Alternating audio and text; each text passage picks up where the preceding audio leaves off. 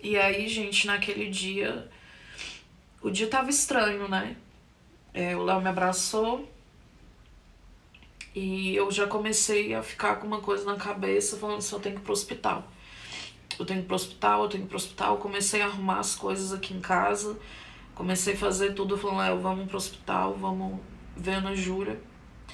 E não chegar a comentar. Nesse dia, não era pra eu ir no hospital porque minha mãe revezou comigo, então ela ia ficar o dia inteiro no hospital com a Ana Júlia, pra eu poder cuidar um pouco das meninas aqui em casa. E eu comecei a sentir muito que eu precisava ir. Quando foi dando mais ou menos meio-dia, a minha mãe me ligou. E a minha mãe nunca foi de fazer terror com nada ou falar nada assim. Ela começou a falar, Laira, vem pro hospital.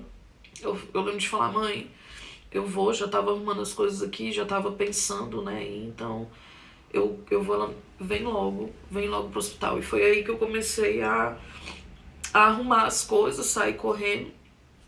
Quando eu entrei dentro do carro, ela me ligou de novo. Falou, você tá chegando. E aí eu falei, meu Deus. Foi quando eu gravei o vídeo, né? Que eu gravei pedindo pra todo mundo orar pela Ana Júlia, que as coisas não estavam boas dentro do carro. E fui correndo assim. Eles chamaram lá no hospital toda a família. Quando eu cheguei lá, eu peguei na Ana Júlia. E aí ela não respondia ninguém. Mas na hora que eu peguei nela, eu cheguei no ouvido dela e falei assim, a mamãe tá aqui, você sabe, né? E ela balançou a cabeça assim, foi a única pessoa que ela respondeu naquele dia. Isso, o doutor veio, pegou na minha mão e falou assim, Laira, a Ana Júlia tá indo embora. E eu só consegui chorar nesse momento. Foi um dia, assim, muito aterrorizante, porque... Aterrorizante que eu falo, assim, agoniante, porque a Ana Júlia já tava com a saturação bem baixa. A respiração dela já tava muito ofegante, ela ficava... O tempo todo, era agoniante ver a Ana Júlia daquela forma. Chegou a família inteira, né, do meu lado, a família do lado do pai dela. Foi um dia assim que a gente passou, a gente orou lá, todo mundo junto, segurou as mãos por ela, todo mundo conseguiu conversar um pouco, falar um pouco com ela. Ela não respondia a ninguém, mas todo mundo teve a chance de conversar com ela. E eu ficava lá dentro, certos momentos eu saía um pouco, porque eu tava me sentindo muito sufocada. E até que foi anoitecendo, e foi aí que foi começando a criar um pânico na gente, né? Porque eu só consegui imaginar a angústia de passar aquela noite inteira com a Ana Júlia, naquela agonia de sem conseguir respirar direito. Eu lembro, o meu marido ficou muito agoniado e ele foi procurar o doutor fora, né, do quarto para perguntar para ele o que ia acontecer, né? E ele falou assim pro meu marido que os órgãos da Ana Júlia já estavam parando, que ela estava em processo de falecimento e que ele não poderia falar quanto tempo isso iria durar. Que ela podia partir naquele dia, que ela podia partir daqui uma semana, daqui 2 dias, daqui um mês. Que o processo de falecimento não tem como saber quanto tempo vai durar. E aí quando ele falou isso pro meu marido virou pra ele e falou assim, é hoje. Aí ele falou assim, ele falou assim, é hoje, como assim é hoje? Ele falou assim, hoje a Ana Júlia vai falecer. Ele falou assim, porque a mãe dela falou que era hoje. E o médico ficou calado. Nisso ele voltou pro quarto, né, da UTI. Nesse momento tava no quarto eu, a minha irmã mais velha, Cris, e a filha dela, a Rafaela, de 14 anos, 13 anos, que era a melhor prima e melhor amiga da Ana Júlia. E quando ele chegou, ele chamou minha irmã pra falar isso, me chamou e falou assim, o doutor disse que a Ana Júlia tá em processo de falecimento. E aí eu virei pra ele e falei assim, todo mundo já não sabe? Vai ficar falando isso o tempo inteiro? E saí irritada e me fechei no banheiro do quarto. E aí eu desmoronei. Foi aí que eu comecei a chorar desesperadamente e pedi pra Deus Nesse momento, eu pedi para Deus para que Ele não deixasse a minha filha sofrer. Que se fosse para Ele levar ela, que Ele levasse logo, porque eu não aguentava mais. Eu não suportava mais ver ela daquela maneira, sofrendo daquela forma. E eu saí do quarto. Nisso que eu saí do quarto, eu falei assim, vamos rezar, vamos orar pela Ana Júlia aqui. Né, nós 4 juntos que estavam no quarto. O restante da família estava em outro quarto que o hospital reservou para descansar um pouco, porque já estava o dia inteiro, né, nesse processo. O Léo, meu marido, pegou minha mão nesse momento, né? E na hora que a gente pegou na mão da Ana Júlia, ela abriu o olho. E ela olhou pra gente. E olhou pra cima. E como se ela estivesse vendo alguém, sabe? Como se estivesse vendo o céu, alguém vindo buscar ela. Ela olhou muito forte. E a pressão, a saturação começou a ir lá pra baixo. Foi aí que realmente... Então, eu comecei a chorar. Aí, a Rafaela foi chamar o pessoal, o restante da família nesse momento. Só que quando eles entraram no quarto, ela já tinha... Eu percebi que ela já tinha praticamente ido. A gente ficava... Eu caí no chão, né? Chorando. A gente começou a rezar. Minha mãe começou a agradecer. Começou a agradecer ela por tudo que ela tinha feito. Por tudo que a gente tinha passado junto. Eu agradeci por ela ser minha filha. E a família toda veio ali perto dela.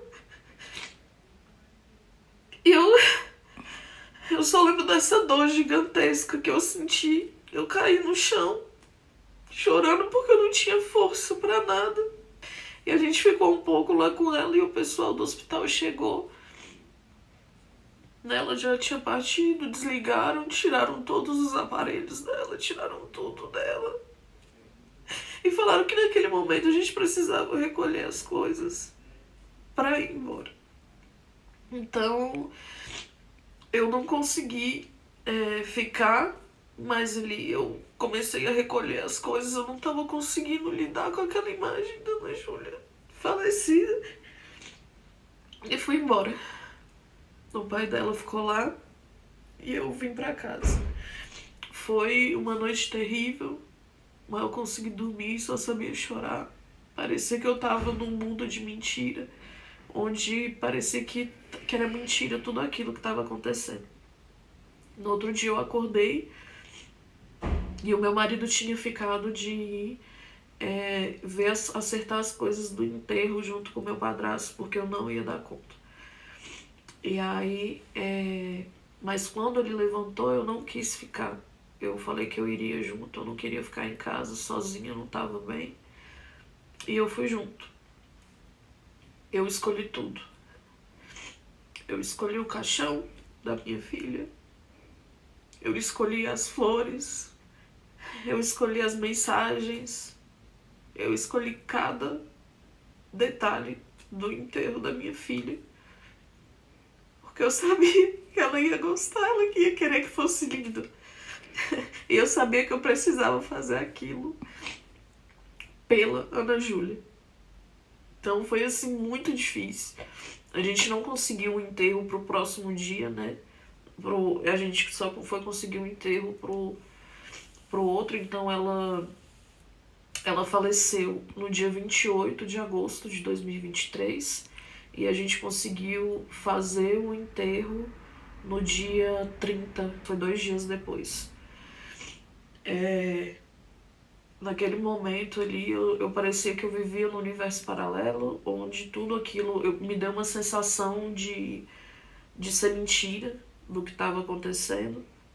E no dia do enterro eu pedi muita proteção a Deus, ajuda para Deus, para conseguir suportar a dor que eu estava sentindo naquele momento. Eu confesso que parecia que eu estava em êxtase, eu não sei explicar como eu estava me sentindo no enterro. Era uma sensação assim que eu queria que acontecesse logo, que acabasse logo. Mas foi tudo muito dolorido. a partir daí. Eu não consegui voltar muito para dentro de casa. Tanto que eu conversei com a minha mãe, a gente logo em seguida, como muita gente acompanhou pelo Instagram, a gente viajou, foi para casa dos meus avós lá no Rio Grande do Sul, no interior, lá em Relvado, para passar os tempos lá, porque eu simplesmente não conseguia pisar em casa. Eu me sentia muito incomodada, agoniada, eu não conseguia olhar para as coisas dela, eu não conseguia olhar para o quarto dela, eu só sentia dor. E aí nessa viagem também foi muito difícil, né? Foi tudo muito difícil pra mim. Foi muito dolorido. Foi aí que eu pensei muito na minha vida em relação a montar o Instituto Ana Ju mesmo, de ajudar outras famílias a não passarem pelo que a gente passou, por essa luta tão gigantesca, né, que a gente teve. Hoje em dia que eu conheço muito outras famílias, eu vejo que nenhuma delas teve que lutar tantas vezes por medicamentos que nem a Ana Júlia. Nem em caso do Estado, né? Porque no caso da Ana Júlia, negaram medicações que já são autorizadas, essenciais, desde o primeiro ciclo de quimioterapia que todo hospital público, tudo tem, eles tiveram a coragem de negar. Foram 20 negativos de medicamento. Então, é muito dolorido para mim. A partir dos próximos dias eu vou estar postando no meu Instagram, no pessoal, sobre toda essa trajetória.